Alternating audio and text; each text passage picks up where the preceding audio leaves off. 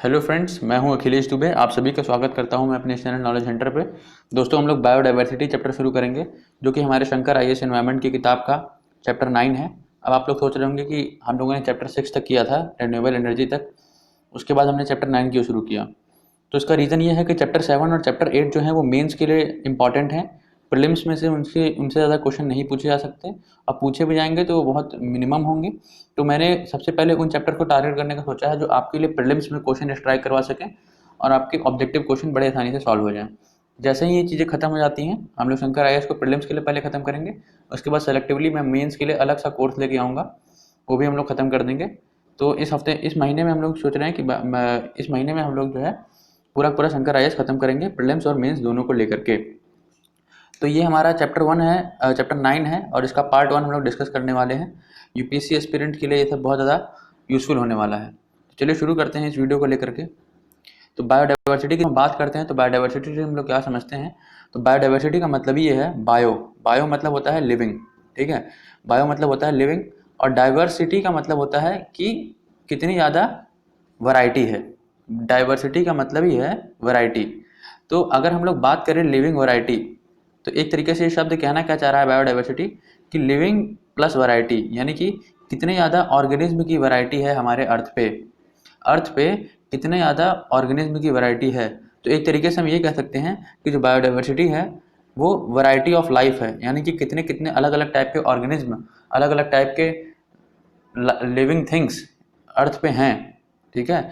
उन सभी को अगर हम लोग एक साथ लें तो उसके लिए एक टर्म हमने दिया हुआ है, और वो टर्म है बायोडाइवर्सिटी। तो मतलब कि अगर हम देखते हैं कि आसपास हमारे कितने सारे जीव जंतु हैं जिनमें जान है, जैसे कि पौधे हो गए, पेड़ हो गए, श्रब्स हो गए, हर्ब्स हो गए, मेडिसिनल प्लांट्स हो गए, ये सब क्या है, अलग अलग टाइप के ही तो प्लांट्स हैं, ठीक है। कोई ट्रीज होता है, कोई श्रब होता है, इसमें भी डाइवर्सिटी होती है। अब इसी में हम आगे थोड़ा और चले जाएँ तो एनिमल्स आते हैं। एनिमल्स में भी अलग अलग टाइप के एनिमल होते हैं, आपके कार्निवोर होते हैं और प्रोड्यूसर होते हैं। ये सब पिछले चैप्टर्स में पढ़ चुके हैं अपने इकोसिस्टम के चैप्टर में। प्रोड्यूसर होते हैं, कंज्यूमर होते हैं, अलग अलग टाइप के कंज्यूमर होते हैं, अलग अलग लेवल पे भी कंज्यूमर होते हैं। तो आप देख सकते हैं कि कितनी ज़्यादा जो है ऑर्गेनिज्म की वैरायटी है, और स्पीसीज़ भी अलग अलग हो सकती हैं। जैसे मान लीजिए कि एक ही टाइप का ऑर्गेनिज्म है, मान लीजिए मैं बोलूँ कि डॉग ही है, ठीक है, डॉग है, ठीक है। अब ये डॉग क्या है, एक ही स्पीसीज़ का है, मतलब डॉग एक स्पीसीज़ है ना, जिसमें सारे के सारे कुत्ते आएंगे, लेकिन इन्हीं स्पीसीज़ में अलग अलग टाइप की ब्रीड आ जाती हैं।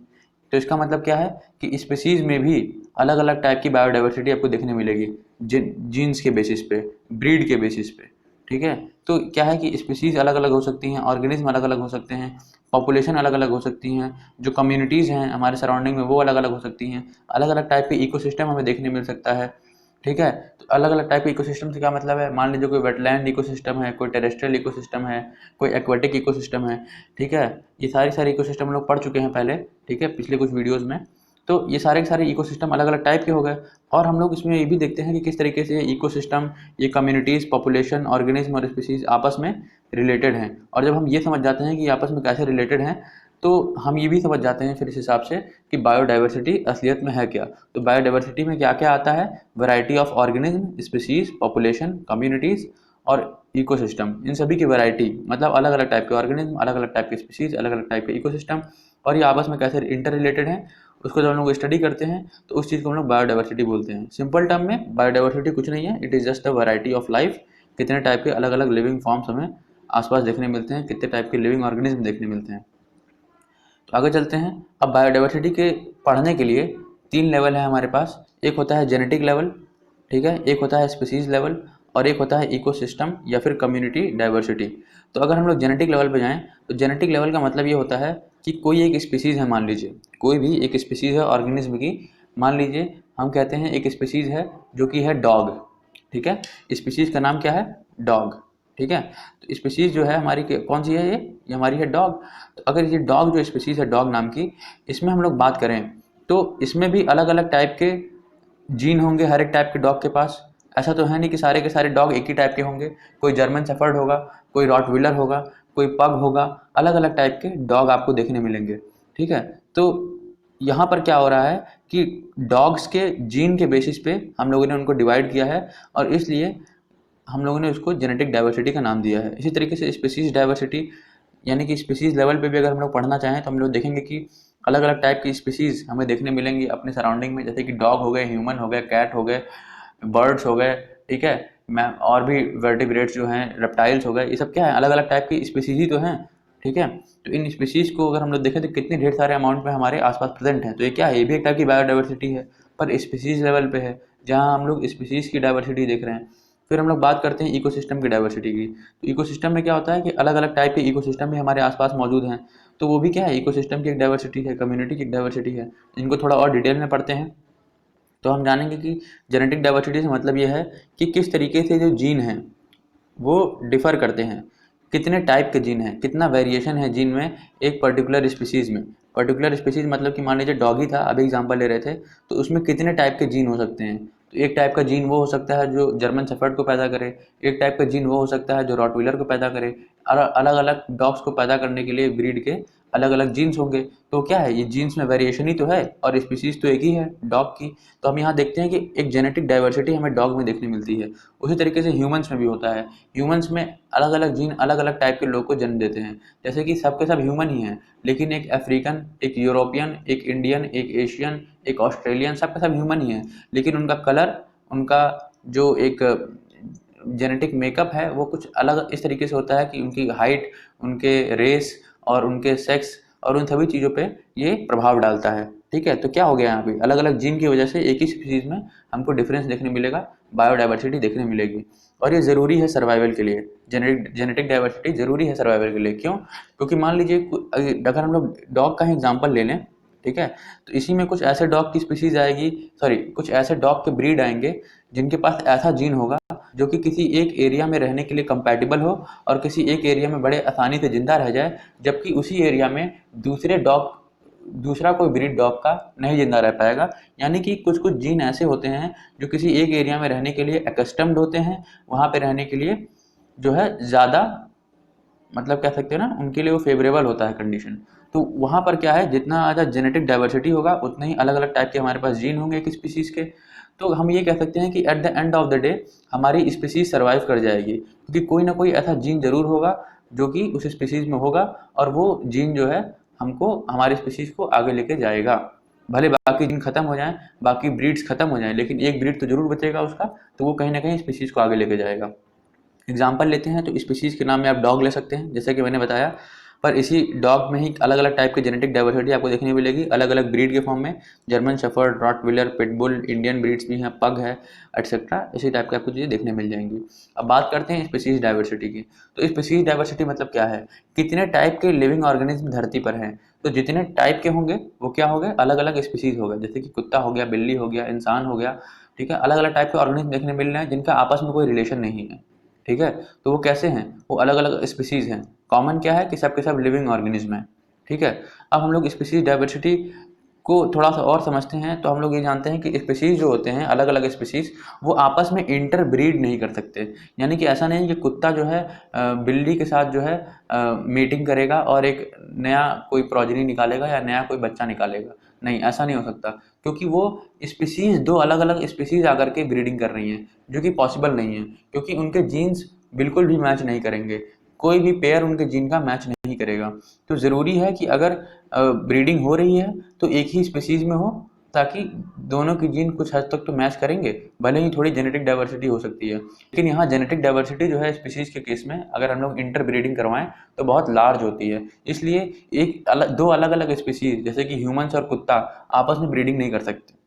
अब स्पीसीज डाइवर्सिटी को मेजर करने के तरीके हैं, फॉर्मूला है, जैसे कि मान लीजिए हमको पता करना है कि किसी एक एरिया में कितने ज़्यादा स्पीसीज का नंबर है, मतलब कि स्पीसीज की डाइवर्सिटी कितनी ज़्यादा है किसी एक एरिया में। तो उसके लिए फॉर्मूला है कि हम लोग एक स्पीसीज की पॉपुलेशन लेते हैं न्यूमिनेटर में, और डिनोमिनेटर में सारे के सारे ऑर्गेनिज्म जो कि जितने भी स्पीसीज अवेलेबल हैं बायोम में, यानी कि इन्वायरमेंट में जितने भी स्पीसीज अवेलेबल हैं, उनके टोटल नंबर ऑफ ऑर्गेनिज्म को डिनोमिनेटर में रख करके डिवाइड कर दें, ठीक है। तो इससे क्या होगा, मान लीजिए कि कोई एक जगह है जहाँ पर 100 लोग हैं, मतलब 100 स्पीसीज हैं, कितनी स्पीसीज हैं, 100 स्पीसीज, 100 स्पीसीज हैं, ठीक है। इनमें से एक स्पीसीज जो है वो कोई जानवर है, जैसे मान लीजिए इनमें से एक स्पीसीज है डॉग की, अब बाकी 99 स्पीसीज किसी और टाइप के ऑर्गेनिज्म की हो सकती हैं। तो यहाँ पर जो डॉग है मान लीजिए कितने नंबर में है, 1000 नंबर में है, यानी कि 1000 कुत्ते यहाँ पर मौजूद हैं इन 100 स्पीसीज़ के बीच में, और बाकी 99 स्पीसीज़ जो हैं वो भी मौजूद हैं, 99 स्पीसीज़ भी मौजूद हैं, इनका भी कोई बहुत बड़ा नंबर होगा। तो ये जो 99 स्पीसीज़ हैं इनके इन 99 स्पीसीज़ के अलग अलग जो स्पीसीज़ हैं 99 उनके कितने लिविंग ऑर्गेनिज्म यहाँ प्रेजेंट हैं वो हम लोग डिनोमिनेटर में रख देते हैं। ठीक है, डिनोमिनेटर में यहाँ रख दिया और न्यूमिनेटर में क्या रखा, वो स्पीसीज़ जो कि एक है और उसकी पॉपुलेशन रख दी थी, यहाँ 1000 रख दिया डॉग की पॉपुलेशन और बाकी 99 स्पीसीज़ की पॉपुलेशन नीचे रख दी। तो इससे क्या आया, हमको स्पीसीज डाइवर्सिटी मिल जाती है। अगर स्पीसीज डाइवर्सिटी अगर 1 आती है तो हम लोग ये मानते हैं कि एक ही स्पीसीज प्रेजेंट है, क्योंकि अगर स्पीसीज डाइवर्सिटी 1 आ रही है इसका मतलब क्या है कि पॉपुलेशन ऑफ 1 स्पीसीज जो है वो total number of organism across all species के बराबर हो गया। मतलब कि एक ही स्पीसीज वहाँ पे प्रेजेंट है और कोई स्पीसीज प्रेजेंट थी ही नहीं, तभी ना जो पॉपुलेशन है एक स्पीसीज की जो न्यूमरेटर में रखा है वो डिनोमिनेटर के बराबर आ गया। और डिनोमिनेटर में बेसिकली है क्या, total number of organism across all species. तो डिनोमिनेटर और न्यूमरेटर कब एक जैसे हो जाएंगे, कब इक्वल हो जाएंगे, जब ऑल स्पीसीज जो है वो 1 स्पीसीज के यहाँ पर बराबर हो जाए, यानी कि एक ही स्पीसीज प्रेजेंट है उस बायोम में। ठीक है, तो अगर 1 है, वैल्यू आ रही है स्पेसिफिक डाइवर्सिटी की, स्पीसीज डाइवर्सिटी की वैल्यू 1 आ रही है तो एक ही स्पीसीज प्रेजेंट है, और अगर 0 आ रही है तो इनफाइनाइट बायोडाइवर्सिटी है। ये इस फॉर्मूले से आप समझ सकते हैं, मैथ के स्टूडेंट्स को काफ़ी हेल्पफुल होगा ये। ठीक है, अब बात करते हैं अगले टाइप की डाइवर्सिटी की, जो कि है कम्युनिटी डाइवर्सिटी, जिसको हम लोग इकोसिस्टम डाइवर्सिटी भी बोलते हैं। तो यहाँ इकोसिस्टम डाइवर्सिटी से सीधा सा मतलब ये है कि अलग अलग टाइप के हैबिटाट, अलग अलग टाइप के रहने की जगह है, जहाँ पे अलग अलग टाइप की स्पीसीज, अलग अलग टाइप की कम्युनिटी रह सकती है। ठीक है, उसको हम लोग हैबिटाट बोलते हैं। जगह, ऐसी जगह जहाँ पे कोई स्पीसीज रह सके, कोई इंडिविजुअल रह सके, कोई कम्युनिटी रह सके, उसको हम लोग क्या बोलते हैं, हैबिटाट बोलते हैं। हैबिटाट कई टाइप के हैं, हमने पढ़े हुए हैं पिछले कुछ चैप्टर्स में, जैसे कि कोरल हैबिटाट हो गया, ग्रासलैंड हो गया, वेटलैंड हो गया, desert ecosystem, mangrove ecosystem, tropical rain forest का इकोसिस्टम, और भी बहुत है सारे। ठीक है, तो ये सब क्या है, ये अलग अलग टाइप के इकोसिस्टम है। तो ये भी क्या एक बायोडाइवर्सिटी का कंपोनेंट है, बायोडाइवर्सिटी को फॉर्म करते हैं। ठीक है, अब सवाल ये आता है कि हम लोग बायोडाइवर्सिटी को मेजर कैसे करते हैं। तो बायोडाइवर्सिटी को मेजर करने के लिए हमारे पास दो कॉन्सेप्ट हैं, या फिर यूँ बोलूँ कि दो प्रोसेस हैं। पहला प्रोसेस आता है कि हम लोग ये मेजर करते हैं कि किसी एक एरिया में स्पीसीज की कितनी रिचनेस है। रिचनेस मतलब कि कितने ज़्यादा स्पीसीज प्रेजेंट हैं एक एरिया में या फिर एक कम्युनिटी में। तो स्पीसीज रिचनेस का क्या मतलब है, it is the measure of number of species found in a community. यानी कि एक कम्युनिटी में मान लीजिए यहाँ एक एरिया है जहाँ पर 100 स्पीसीज़ हैं, कितनी स्पीसीज़ हैं, 100 स्पीसीज़। ठीक है, और एक एरिया यहाँ पर है जहाँ पर 200 स्पीसीज़ हैं। तो यहाँ पर आप देखेंगे कि नंबर ऑफ़ स्पीसीज़ यहाँ ज़्यादा है, यहाँ नंबर ऑफ़ स्पीसीज़ कम है। तो हम ये बोलेंगे कि इस एरिया की, इस कम्युनिटी की स्पीसीज़ रिचनेस जो है वो कैसी है, वो ज़्यादा है, और इस एरिया की स्पीसीज़ रिचनेस कैसी है, वो इसके कंपैरिजन में कम है।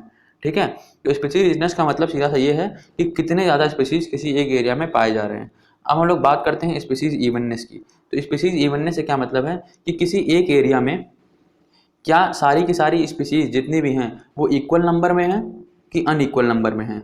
अगर इक्वल नंबर में सारी की सारी स्पीसीज प्रेजेंट हैं तो हम लोग बोलेंगे कि वहाँ पर स्पीसीज जो हैं इवनली डिस्ट्रीब्यूटेड हैं, यानी कि वहाँ स्पीसीज इवननेस जो है बहुत अच्छी है। और अगर स्पीसीज इवननेस अच्छी नहीं है तो इसका मतलब क्या है, कोई एक स्पीसीज बहुत ज़्यादा नंबर में है और बाकी सारी स्पीसीज जो हैं कम नंबर में है, या फिर कुछ स्पीसीज ज़्यादा नंबर में है, कुछ स्पीसीज कम नंबर में है।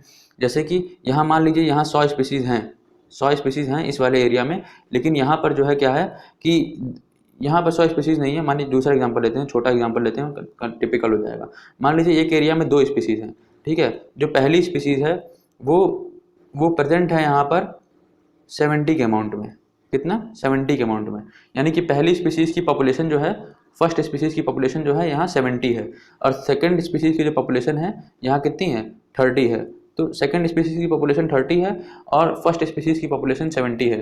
तो यहाँ आप देख पा रहे हैं कि दोनों ही स्पीसीज की पॉपुलेशन सेम नहीं है, यहाँ पर फर्स्ट स्पीसीज ज़्यादा नंबर में है। यानी कि ये वाला जो एरिया है, सेकंड कम्युनिटी जो है, ये सेकंड कम्युनिटी क्या है, सॉरी ये जो कम्युनिटी है जिसके पास 2 स्पीसीज हैं ये इवनली डिस्ट्रीब्यूटेड नहीं है, यानी कि यहाँ स्पीसीज इवननेस नहीं है।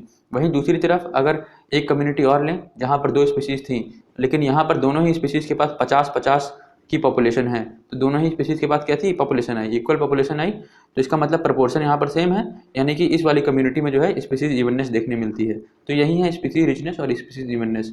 इसको थोड़ा डायग्राम से और क्लियर कर लें। यहाँ एग्जांपल देख सकते हैं आप, यहाँ चार स्पीसीज के पेड़ हैं, एक ये है, एक ये है, एक ये है, एक ये है, ठीक है, सॉरी, यहाँ पर चार टाइप की स्पीसीज हैं, एक ये है, एक ये है, एक ये है, एक ये है, ठीक है। तो यहाँ आप देखेंगे कि यहाँ पर स्पीसीज के नंबर कितने हो गए, 4। दूसरी तरफ यहाँ आते हैं, यहाँ पे भी 4 टाइप की स्पीसीज हैं, तो यहाँ पर भी स्पीसीज का नंबर कितना हो गया, 4। तो हम ये देखते हैं कि स्पीसीज रिचनेस के मामले में कि कितनी स्पीसीज यहाँ पर प्रेजेंट है इस कम्युनिटी में और इस कम्युनिटी में, दोनों ही कैसी हैं स्पीसीज रिचनेस के मामले में बराबर हैं, क्योंकि दोनों के पास ही 4 स्पीसीज हैं। लेकिन अगर स्पीसीज इवननेस की बात करें तो इस वाले कम्युनिटी 1 में अगर आप देखें तो यहाँ पर 25% ये वाला पेड़ भी है, 25% ये वाला भी है, 25% ये वाला भी है, 25% ये वाला स्पीसीज भी है।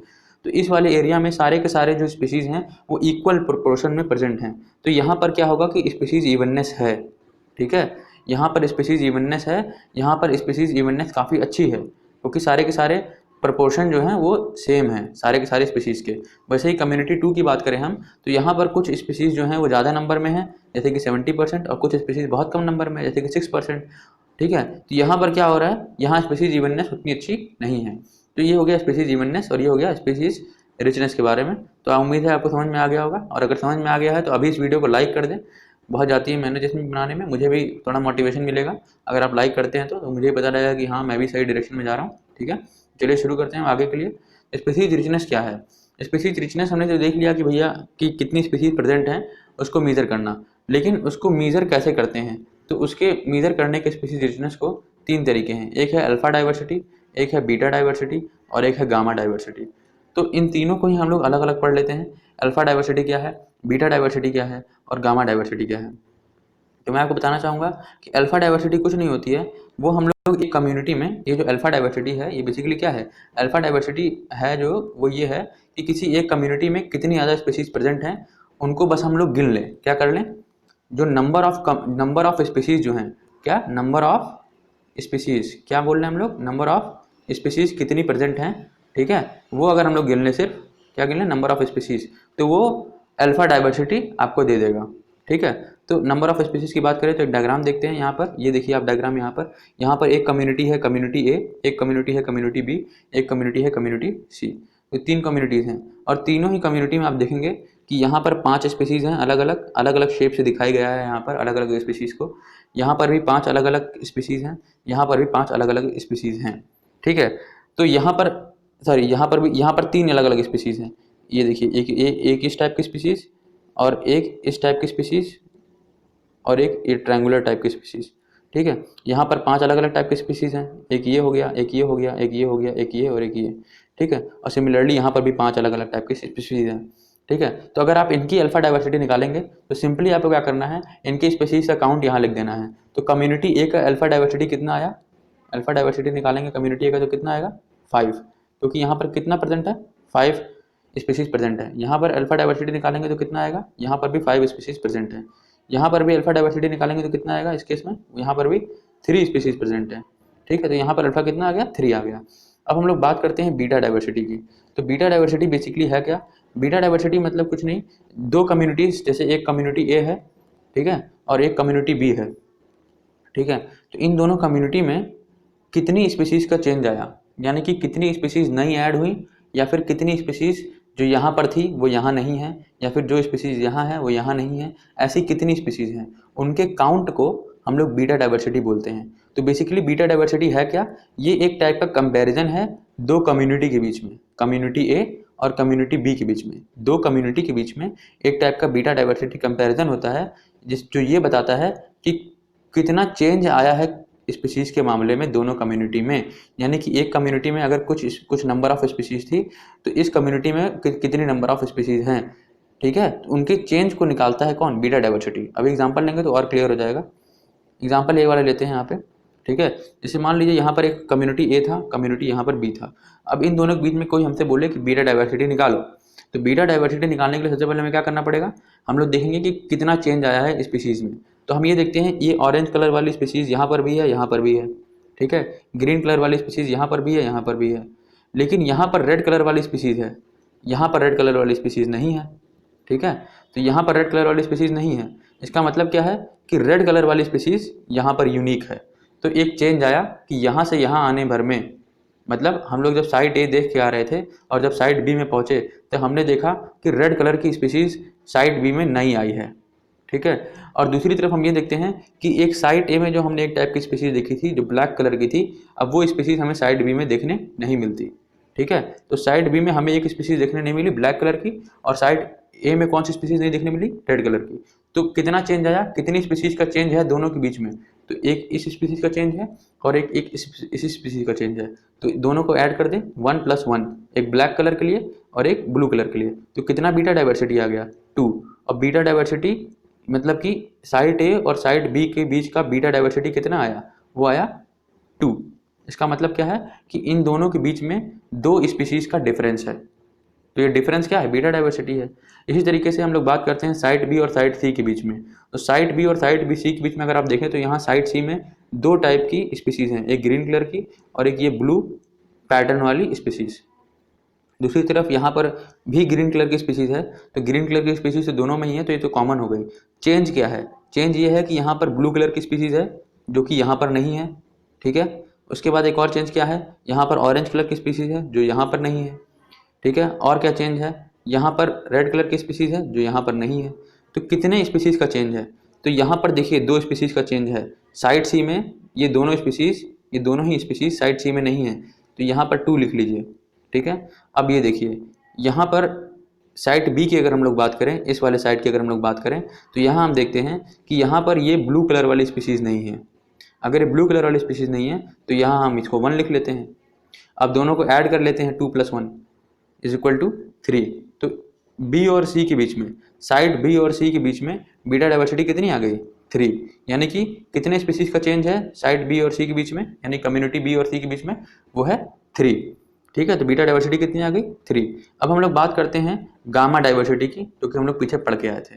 तो गामा डाइवर्सिटी में हम लोग देखते हैं कि जितना भी पूरा का पूरा हम लोग एरिया ही कंसिडर कर लेते हैं, जितना भी इकोसिस्टम एक एरिया में आ रहे हैं, जैसे इस एरिया में जो मैंने मार्क किया यहाँ पे येलो कलर से, वहाँ पर 3 इकोसिस्टम आ रहे हैं, साइड ए, साइड बी और साइड सी, यानी कि 3 टाइप की कम्युनिटी आ रही हैं। तो इसका मतलब क्या है, हम लोग क्या करने वाले हैं, गामा डाइवर्सिटी निकालने के लिए हम सारे के सारे इकोसिस्टम का क्या करने वाले हैं, सारे के सारे इकोसिस्टम के सारे साइट्स को हम लोग ऐड करने वाले हैं। किस तरीके से, इनके नंबर ऑफ स्पीशीज के थ्रू। अब देखिए एक ग्रीन कलर की स्पीशीज तो यहाँ पर भी है, ये यहाँ पर भी है, ये यहाँ पर भी है, तो एक स्पीशीज हो गई गामा डाइवर्सिटी के लिए, कौन सी, ग्रीन कलर वाली। अब देखिए ऑरेंज कलर वाली एक स्पीशीज है, एक ऑरेंज कलर वाली स्पीशीज है, तो दो टाइप की स्पीशीज हमको देखने मिल गई। ठीक है, इसको इस तरीके से भी समझ लीजिए, यहाँ पर कितनी स्पीशीज हैं, एक ग्रीन कलर की, एक ब्लैक कलर की और एक ऑरेंज कलर की, तो यहाँ कितनी स्पीशीज हैं, 3। साइड ए में कितनी स्पीशीज हैं, 3। साइड बी में आ जाइए, तो यहाँ पर भी ऑरेंज कलर की स्पीशीज है जो कि कॉमन नहीं है। ठीक है, यहाँ पर रेड कलर की स्पीशीज एक नई आई है, ग्रीन तो कॉमन है चलिए साइड ए के साथ साइड बी की। ठीक है, लेकिन रेड कलर की स्पीशीज नहीं आई है, तो एक स्पीशीज हमको यहाँ नहीं मिल गई। फिर साइड सी की बात करें तो एक स्पीशीज हमको ब्लू कलर की यहाँ नहीं मिल गई, तो यानी कि एक स्पीशीज यहाँ पर भी आ गई। यानी कि अगर हम लोग टोटल नंबर ऑफ स्पीशीज की बात करें जो अलग अलग टाइप के हैं, टोटल नंबर ऑफ स्पीशीज तीनों ही साइड में, वो कितने हो गए, 3 + 1 + 1, तो कितना हो गया ये, 5। ठीक है, तो यहाँ पर जो हमारा गामा डाइवर्सिटी आएगा, गामा डाइवर्सिटी जो कि गामा आप ऐसे लिखते हैं, वो कितना आएगा, यहाँ आएगा 5। क्यों, क्योंकि 5 अलग अलग टाइप की स्पीशीज हमें तीनों ही साइड में देखने मिलती हैं। तो उम्मीद है आपको कॉन्सेप्ट क्लियर हो गया होगा, अल्फा बीटा गामा डाइवर्सिटी। ठीक है, बहुत इंपॉर्टेंट कॉन्सेप्ट है ये। अब बात करते हैं किस तरीके से बायोडाइवर्सिटी फूड वेब के साथ रिलेटेड है। अब फूड वेब और फूड चेन मैं अपनी पिछली वीडियो में समझा चुका हूँ, मैं इसके अंदर डेप्थ में नहीं जाऊँगा। अगर आपको देखना है तो आप जाके देख सकते हैं पिछली वीडियोज़ को हमारे। ठीक है, तो अब देखते हैं कि बायोडाइवर्सिटी और फूड वेब कैसे आपस में इंटर रिलेटेड हैं। तो मैंने बताया जैसा कि बायोडाइवर्सिटी क्या है कि वैरायटी ऑफ ऑर्गेनिज्म कितनी है, तो जितने वैरायटी ऑफ ऑर्गेनिज्म होंगे उतनी ज़्यादा बायोडाइवर्सिटी। तो अगर बायोडाइवर्सिटी को खतरा हो गया तो ये हमारे एनवायरनमेंट के लिए अच्छा नहीं होगा, हमारे खुद के लिए भी अच्छा नहीं होगा उसके ऊपर। और हमारे खुद के लिए भी छोड़िए, बायोडाइवर्सिटी अगर कम हो गई तो फूड वेब के लिए अच्छा नहीं होगा, उसके ऊपर जो इम्पैक्ट पड़ेगा वो बहुत डेट्रीमेंटल होगा, बहुत ख़राब होगा। क्यों, क्योंकि फूड वेब हमने पढ़ा हुआ है क्या होता है, ऐसा कुछ दिखता है आपको, ये देखिए एक चीज़ के ऊपर दूसरी चीज़ डिपेंड करती है, और जो दूसरी चीज़ आई है इसके ऊपर 2 चीज़ें या फिर 2 से ज़्यादा चीज़ें और डिपेंड कर सकती हैं। ठीक है, तो क्या हो रहा है यहाँ पर, एक ही देखिए यहाँ पर कैटरपिलर पे स्नेक डिपेंड कर रहा है, अब इसी स्नेक को खाने वाले 2 हैं। ठीक है, अब इसी स्नेक को खाने वाले 2 आपको देखने मिल गए, यानी कि मान लीजिए अगर यहाँ पर ये स्नेक मर गया तो इन दोनों के लिए तो फूड की थोड़ी शॉर्टेज हो गई ना, क्योंकि एक स्पीशीज खत्म हो गई बायोडाइवर्सिटी से। तो आउल और हॉक इनके लिए तो शॉर्टेज हो गई। उसी तरीके से ह्यूमंस भी आते हैं इसमें, ह्यूमंस भी फूड चेन के पार्ट हैं। तो अगर स्पीसीज नीचे लेवल वाली खत्म होती चली गई, प्रोड्यूसर खत्म होते चले गए, तो क्या होगा, एक टाइम ऐसा आएगा कि हमारे पास खाने के लिए कुछ नहीं रहेगा, हम लोग सर्वाइव नहीं कर पाएंगे। तो इस केस में क्या हो रहा है कि अगर बायोडाइवर्सिटी खत्म हुई तो नंबर ऑफ स्पीसीज भी कैसी हो जाएंगी, खत्म होनी चालू हो जाएंगी। तो अगर नंबर ऑफ स्पीसीज खत्म होनी चालू हो गई, जैसे यहाँ पर खत्म होनी चालू हो गई थी, तो क्या होगा, यहाँ पर जो है फूड वेब जो है कैसा हो जाएगा, खराब हो जाएगा, या फिर फूड वेब जो है चल नहीं पाएगा, क्योंकि बीच की स्पीसीज ही गायब होनी चालू हो गई या आखिरी की स्पीसीज ही गायब होनी चालू हो गई। तो फूड वेब के साथ क्या होगा, फूड वेब के साथ छेड़छाड़ हो रही है यहाँ पे। तो in that case what happens कि फूड वेब जो है चल नहीं पाता, और जब फूड वेब चल नहीं पाएगा तो क्या होगा, एनर्जी का ट्रांसफर नहीं होगा from lower trophic level to higher trophic level, ये हम पिछली वीडियो में पढ़ चुके हैं। उस केस में क्या होगा कि ह्यूमंस जो कि बहुत टॉप मोस्ट लेवल पे आते हैं, लगभग टॉप मोस्ट लेवल पे ही आते हैं किसी भी ट्रॉफिक लेवल के, तो वो भी क्या होंगे, वो भी एक्सटिंक्शन के क्लोज मूव करेंगे, यानी कि हमारे पास भी खाना नहीं बचेगा खाने के लिए, क्योंकि बायोडाइवर्सिटी क्या हो रही है, खतरे में आ रही है। तो बायोडाइवर्सिटी अगर खतरे में आ गई तो एक पॉइंट ऐसा आएगा जब सारी स्पीसीज खत्म होनी चालू हो जाएंगी, स्पीसीज विल बिकम एक्सटिंक्ट, ठीक है, और चेन जो है ब्रेक हो जाएगी, फूड चेन की बात कर रहा हूँ मैं, ठीक है ना। तो ऐसा ना हो इसलिए जो है काफ़ी स्टेप्स भी लिए गए हैं। अब अगले वीडियो में हम लोग देखेंगे कि किस तरीके से जो है हम लोग कंजर्व कर सकते हैं बायोडाइवर्सिटी को, और क्या ऐसे कॉसेज हैं जिनकी वजह से बायोडाइवर्सिटी का लॉस हमें देखने मिलता है। अगर आपको वीडियो पसंद आई हो तो लाइक करिएगा, नए हैं चैनल पर तो सब्सक्राइब करिएगा, और बताइएगा कैसा लगा ये वीडियो कमेंट बॉक्स में, ताकि हम लोग इंप्रूव भी कर सकें। Thank you very much.